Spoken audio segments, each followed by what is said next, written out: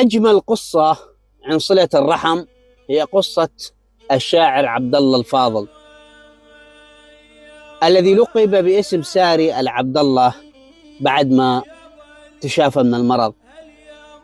هو عبد الله الفاضل ابن حمد ابن ملحم ابن رشيد ابن مزيد ابن شماس من قبيلة عنزة من عشيرة الحسنة، شيخ مشايخ عشيرة الحسنة.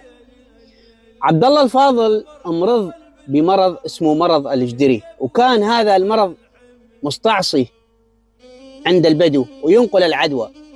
فعادة البدو أي حدا يمرض مرض ما له علاج يخلونه يترك العشيرة ويرحل، يعطونه أكله وزاده ويخلونه يرحل. ولكن الوضع عند عبد الله الفاضل يختلف، لأنه هو ابن العشيرة وله مكانة وله قدر، فاستثقلوها إنه نحن نخلي عبد الله يرحل وهو مريض.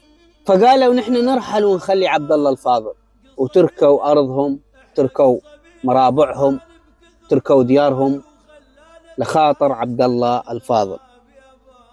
ليوم يقعد عبد الله الفاضل ويلاقي أهله راحوا، فحزن حزن شديد على أهله، مو مثل ما تصورت الناس إنه أهل عبد الله الفاضل تخلوا عنه. هم ما تخلوا عنه، هم تخلوا عن مكان اللي هم بيه، وتخلوا عن رزقهم وحلالهم في سبيل يتركون عبد الله الفاضل ولا ينحط بهذا الموقف.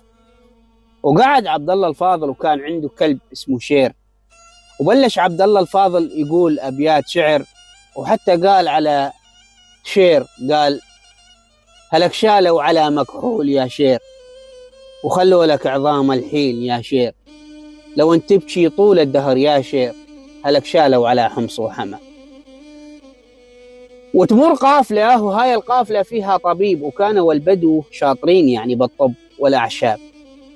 فعن طريق الحرمل وبخور الحرمل وقدر الطبيب يشافي عبد الله، وقرر عبد الله يدور لأهله، وصار ينتقل من مدينة لمدينة ومن بلد لبلد لحتى يدور لأهله. وقعد عند أمير يسمى تمر خان، فصار يخدم عند تمر خان ويشتغل قهوتشي. وهو مو من صفات الشيخ انه يشتغل قهوتشي، يعني الشيخ يبين شيخ. تلاقي القهوتشي اذا صارت طقه يجفل مباشر. الشيخ لما يصير شيء او يصير حدث تلاقيه يتصرف تصرف الشيوخ، النظرة، الوقفة. لما ندق ساعة الصفر تلاقي الشيخ يعرف شلون يتصرف. فكانت صفات عبد الله الفاضل مو صفات قهوتشي.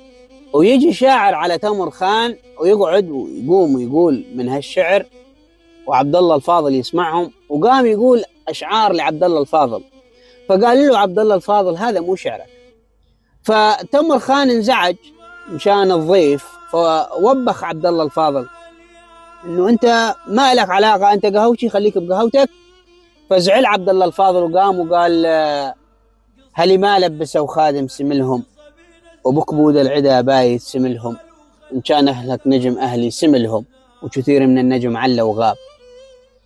فعرف تمر خان انه هذا الانسان ابن ناس وعالم وابن مشيخه، وتعرف عليه وعرفه انه هو عبد الله الفاضل من عشيرة الحسنة.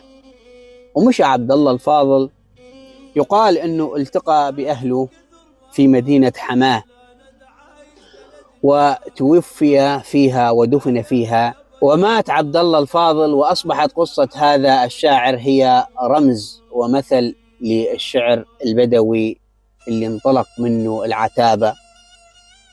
ونسب كل بيت شعر فيه كلمة هلي لهذا الشاعر على قد ما قدم شعر لأهله.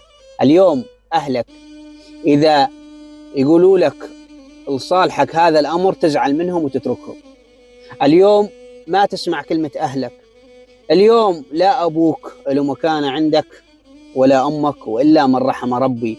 الناس اللي تقدر أهلها وتحترم أهلها ولسه أهلها إلها عليهم تأثير ورأي.